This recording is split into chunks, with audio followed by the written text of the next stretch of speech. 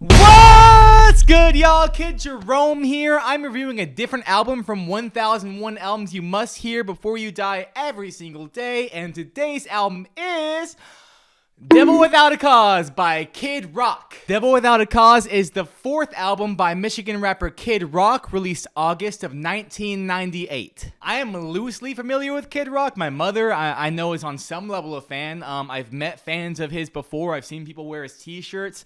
I know that he carries a certain connotation with him, so I tried really hard to be unbiased on this listen. I tried really hard to enjoy it, but he's not really ever doing himself any favors. The first thing I noticed was how vapid and empty the lyrics really were. I was begging for some sort of substance, for some sort of mission statement, but mostly everything follows the lines of, I'm Kid Rock and I'm so cool and here's why I'm cool.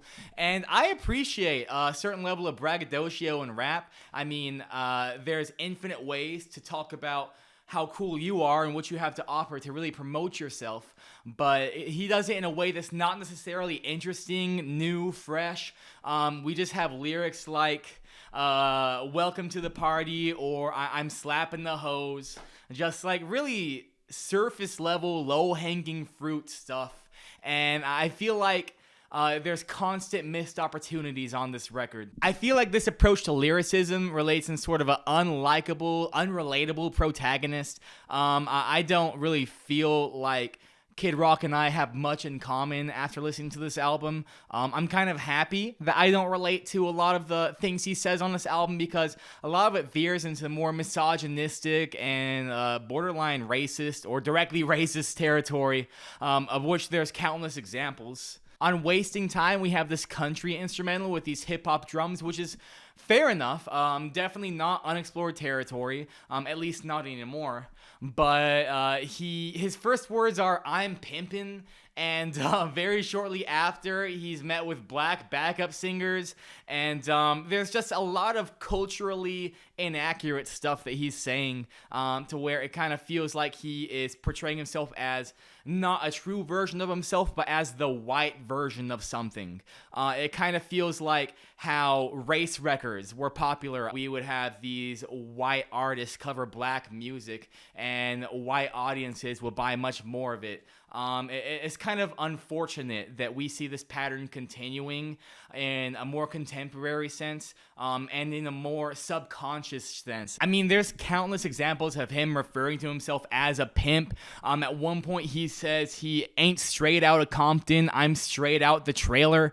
It kind of feels like he's LARPing this weird half cowboy, half redneck, half rapper persona, which I understand was deliberate, and I understand was kind of the point. But my point is, why? My point is, I don't really understand how you can speak for both cultures if you're not immersed in either. Like, if he really did have black friends, then why didn't any of them say anything about him just dropping the N-word on a song called Black Chick White Guy? It's a little rough. He also goes on to call the same person that he referred to as the N-word in a derogatory way as, excuse my language, a punk motherfucker. And like, who are you calling somebody a punk motherfucker? Like, what ground do you have to stand on? What ground do you, as a white man making black music, have to stand on calling a black man the N-word in a derogatory sense? It's kind of a bold choice you made here. But don't worry, at least there's plenty of misogyny. On Wasting Time, he says, I love all the girls, smack all the hoes. He says, on Welcome to the Party, I take from my bitches and give to my whores. His lyricism only serves to really promote himself, and to make himself sound cool. Like I said earlier, it's all sort of braggadocio centered. And so, in that framework, where he's trying to promote himself and trying to seem cool, does he think smacking hoes is cool? Is this him leading with his best foot? Is this him putting all of his best traits on the table, because if that's the case, I wonder what he isn't saying. And if it's not misogynistic, if it's not racist, at least it's cringe. We have this amazing lyric on Welcome to the Party. The first thing he says, well, my name's Kid Rock. I'm a Capricorn. Oh my god. He says, I became an MC when I learned to talk, saying goo goo gaga. He says, he just starts scatting. He just starts scatting on this song, like unironically full on scatting. And it's not that good either. There's definitely good scatting, but I'm sure the good scatting doesn't occur in the middle of a hip hop rock redneck fusion. On This Is Your Shot, he says, so I'm grabbing on my thingy. On Somebody's Gotta Feel This, he says, I never had a lot of money. I looked it up. His parents own multiple car dealerships. More than one. That's kind of wild. I feel like you definitely had a little bit of money. It definitely calls everything else you've been saying into question. We've got some really corny instrumentals. Welcome to the Party sounds kind of like a Schoolhouse Rock beat. It has this weird dated Kool and the Gang vocal delivery where it just feels instructional. Like it feels like some sort of corporate music. I especially loved Only God Knows Why. It's this beautiful country ballad sang in auto-tune, and over halfway into the song, it evolves into this weird Foo Fighters high energy rock ballad, as if it didn't start out as like a prototype Kesha song. There are a couple redeeming qualities. I have to give respect where respect is due. The features, the other people on this album did a great job. Eminem has a good feature. 98 Eminem is definitely a different beast. We have a feature from Joe C, a dwarf who has crazy bars. I really appreciated that. But I definitely appreciate the moments where Mr. Rock wasn't doing what he does best.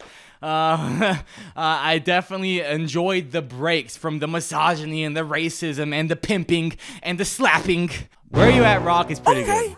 That song is pretty good. I couldn't find any problems with that one. I was actually really enjoying the beat. All in all, Devil Without a Cause has almost nothing to offer. Kid Rock took a lot of risks. It's definitely fresh, but kind of nothing works. At best, it's interesting, and sometimes it's not unbearable. But as a whole, I don't think anyone should be listening to this album. I recommend it to nobody. Life is very short. There's so much good music out there. I'm going to link a playlist at the end of the video to some 10s. Go listen to those. I feel like this album is better to be avoided. I rated it 1 out of 10. What damn. Thank you guys so much for watching. Let me know what you thought about the album in the comments. If you appreciate what I had to say, please leave a like. That really helps me. You can click the link in the description to follow my journey. Make sure you subscribe so you don't miss tomorrow's video, and I will see you then. Never stop listening. Peace.